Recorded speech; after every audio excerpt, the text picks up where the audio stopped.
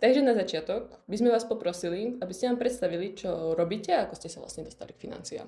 Dobre, tak ahojte, moje meno je Juraj Živický, mám 23 rokov, možno nevyzerám, aj pre poslucháčov to bude teda zložitejšie, a takto z hlasu minimálne. Ja sa financiám venujem 7 rokov, dostal som sa k tejto téme úplnou náhodou, mám vyštudovaný grafický dizajn a ako asi každý druhý študent pracoval som v gastre. A téma financií bola pre mňa spojená s matematikou. Matematika u mňa bola taká, že dostatočná. Asi viete vyhodnotiť, aká známka to teda je.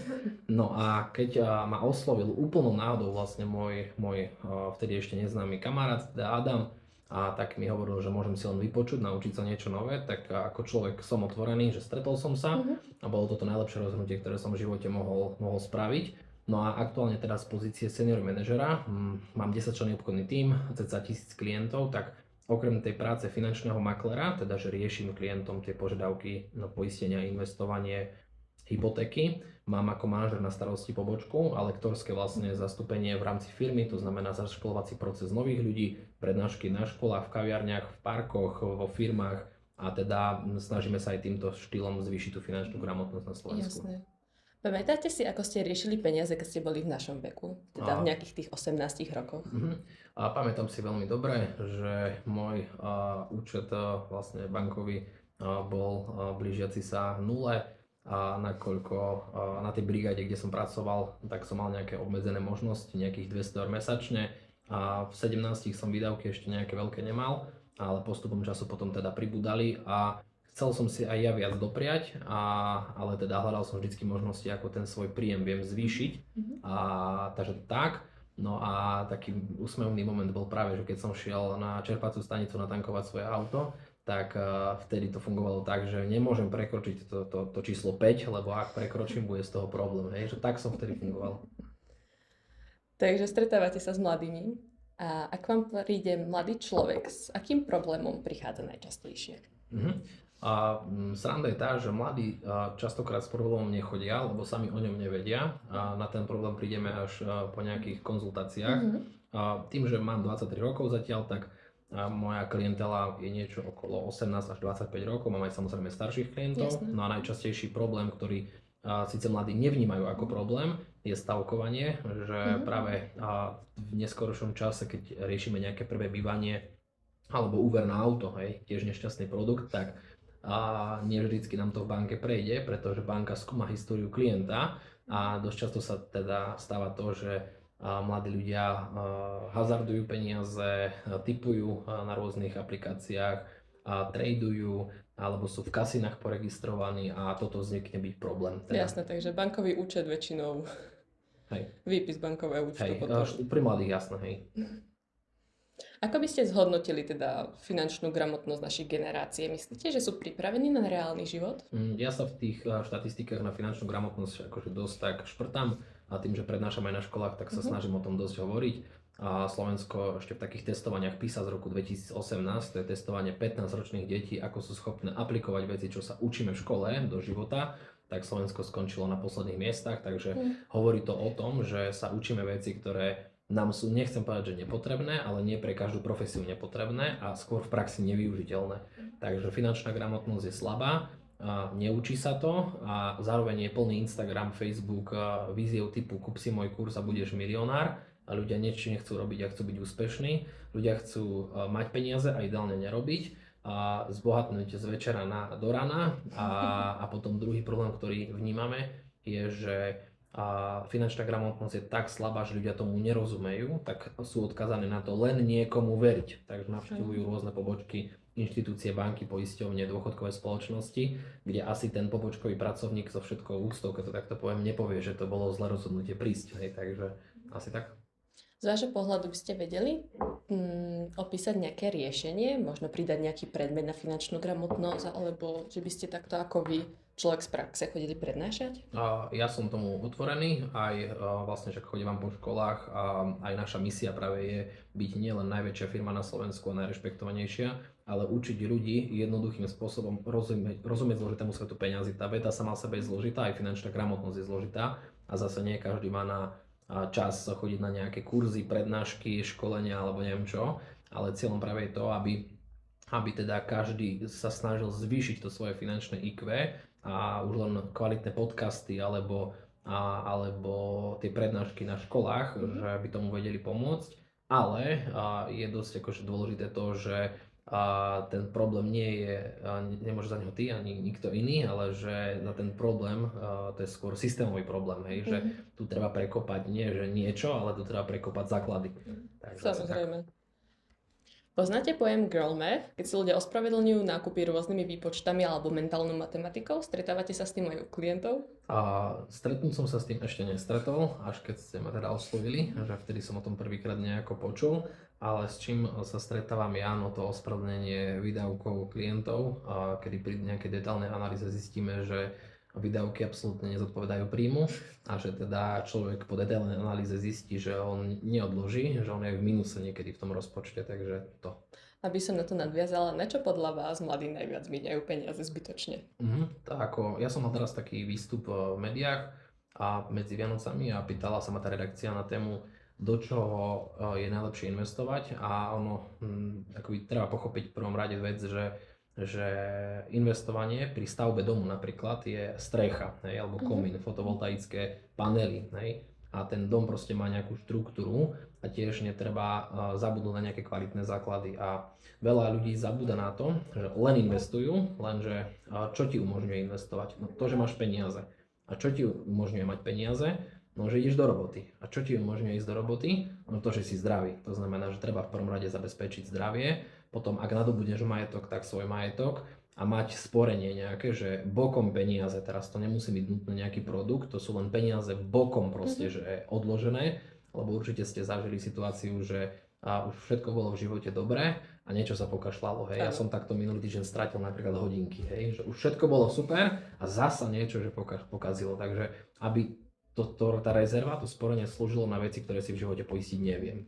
No a potom samozrejme je jasné, že úvery, a dôchodky a tak investície a mať to teda kvalitne nastavené, že tak, jak sa stavia ten dom, každý by chcel teda začínať od strechy, od nabytku, ale proste, že má to svoju postupnosť a treba to dodržať, pretože Slováci sú majstri v úveroch a majstri v investovaní a to je všetko v poriadku, ale ak prídem o prácu kvôli zdraviu, tak nezaplatím ani hypotéku, ani to investovanie a tak. Jasné, nie je to rovná cesta, je tam niekoľko tých zastávok, ktoré by trebalo splniť. Tak. Myslíte si, že mladí majú skôr problém málo zarábať, alebo či veľa míňajú? Ako človek, ktorý je ročník 2002, hej, a budem rozprávať o mladých, pretože sám som, verím, že ešte mladý teda, a teda pracujem s mladými ľuďmi a skôr ako najväčší problém vnímam lenivosť aktuálne, že je to spojené s tým, že ľuďom sa nič nechce robiť. Vplyvajú na to podľa mňa sociálne siete, vplyvajú na to informácie, ktoré k ľuďom chodia, správy, kde sa šíria len negatívne informácie, to znamená nejaká absencia pozitívneho mindsetu, keď to takto poviem.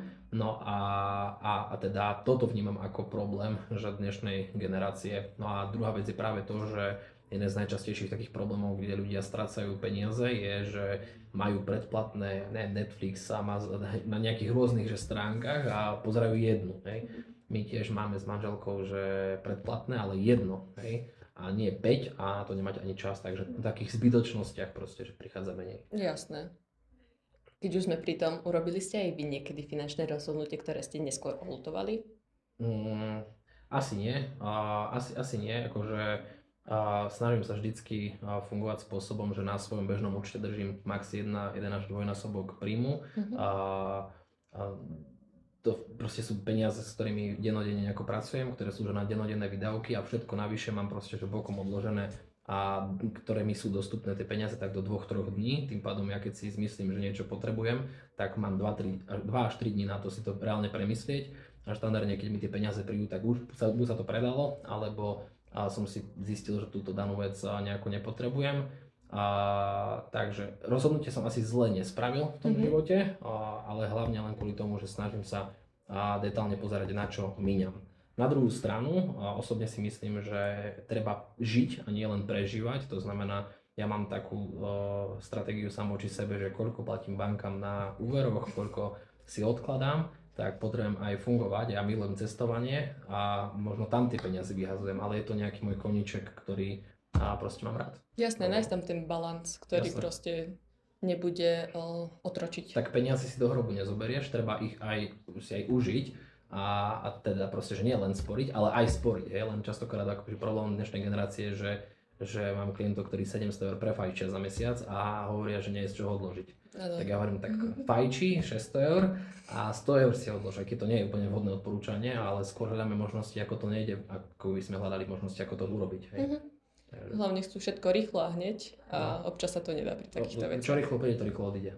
Áno. Čo by mali mladí začať robiť, ak chcú mať lepšie financie v budúcnosti? Tak, že je to dosť široká všeobecná otázka. V prvom rade dnes platí to, že čím kvalitnejší si, tým viac zarábaš. Dnes to nie je o tom, či si muž, žena, mladší, starší titul alebo nemáš titul. Dnes je to o tom, že aký kvalitný typ pre toho zamestnávateľa si a aké skills, aké vlastnosti, skúsenosti ty tomu zamestnávateľovi vieš dať a ako celá tá firma z teba profitovať bude. To znamená, že mladým by som hlavne odporúčal, aby nesedeli na riti doma, ale aby začali niečo robiť, pretože ak je človek dnes s niekým na škole, tak sú to možno dobrí kamaráti, ale ak Jožko Mrkvička a Peťko Mrkvička vyjdú z tej istej školy a majú ten istý diplom a ten istý titul a nebodaj ešte aj tú istú brigádu v McDonalde napríklad v životopise, tak už nie ste len kamaráti, ale stávate sa konkurenciou a ten zamestnávateľ si povie, že v čom si ty iný ako tento Peťko Mrkvička. Takže byť na tento jedinečný v niečom, každý v niečom inom, veď ľudí z toho chutí a stále platí, že ak je niekto zamestnaný a je tá jeho práca, alebo niekde pracuje, to je teraz jedno, či je zamestnaný, že niekde pracuje a to jeho miesto je zastupiteľné, to znamená, že ktokoľvek iný za ten istý plat môže vykonávať tú istú prácu, prečo by sme tebe mali vlastne zvyšovať ten príjem. Hej, ale nedieje sa to, ak ten človek je špecializovaný na nejakú konkrétnu tému, že my o tohto človeka nemôžeme prísť, pretože on je jeden z 10 na Slovensku, ktorý je dobrý v tom a v tom, hej? A vtedy teda firma nemá preto aj zaplatiť viac. Samozrejme, takže zjednodušiť to, netreba len nošiť, sedieť na zadku, ale rozvíjať či už nejaké soft skills, alebo celkovo tie svoje zručnosti. Celkovo určite, že pre zamestnávateľ hovorím, nie je dnes zaujímavé v zamestnaní v biznise, v príjmaní, na pohovoroch, na čomkoľvek. Hovorím, že či máš titul, nemáš titul, ale to, že či si sedel na zadku, alebo či si už niečo robil. Ja som šiel do práce v 14, hneď keď som mohol, som šiel nejako brigadovať, aby som sa osamostatnil, ale problém dnešnej generácie a aj Slovenska celkovo, čo vnímam, je, že my na všetko máme nejaké dávky, že dávka v nezamestnanosti, dávka v pracovnej neschopnosti, dávka na podporu toho a typickým príkladom je napríklad Singapur, kde Singapur vlastne patrí do takých tých modrých zón, kde sa ľudia dožívajú najdlhšieho veku na planete a napríklad ich úroveň dôchodku je, že 0 eur, že oni proste sú od začiatku, kedy sa narodia, vedení k tomu, že jediný, kto za ten život je zodpovedný, si sám a proste priprav sa. Hej? A teda tu sa stále na niekoho spoliehame, že tento to sľubuje, ten tamto a zabudáme preberať tú zodpovednosť. Samozrejme. A tým pádom sme pohodlní a leniví. Dá sa podľa vás naučiť dobre hospodáriť s peniazmi, alebo to proste musí človek získať skúsenosťami a životom? V prvom rade, že my hovoríme, že naučím ťa, ale nenaučím ťa chcieť. Že v prvom rade, ak človek chce, že všetko sa dokáže naučiť, ale ťažko sa robí s človekom, ktorý nechce. Lebo ja hovorím, že keď sa niekto stáva na zadné, tak je to veľmi ťažké. Ja dnes profesionálne 7 rokov podnikám vo finančnom sprostredkovaní. Mne téma úverov bola niekedy, že Pane Bože, že jak ja sa toto tu naučím a dnes prednášam na firme tému úvery. Takže je to skôr o tom, že či chcem o tom vedieť, takže ja si myslím, že sa dá každého naučiť, ale musí tam mať to chcenie. Ako náhle to tam nie je, že je nejaký blok v hlave, nejaký na nič postoj, veľmi ťažko. Takže keď má človek ten mindset, proste všetko sa dá. Tak. Ďakujeme veľmi pekne Ďakujeme za váš čas.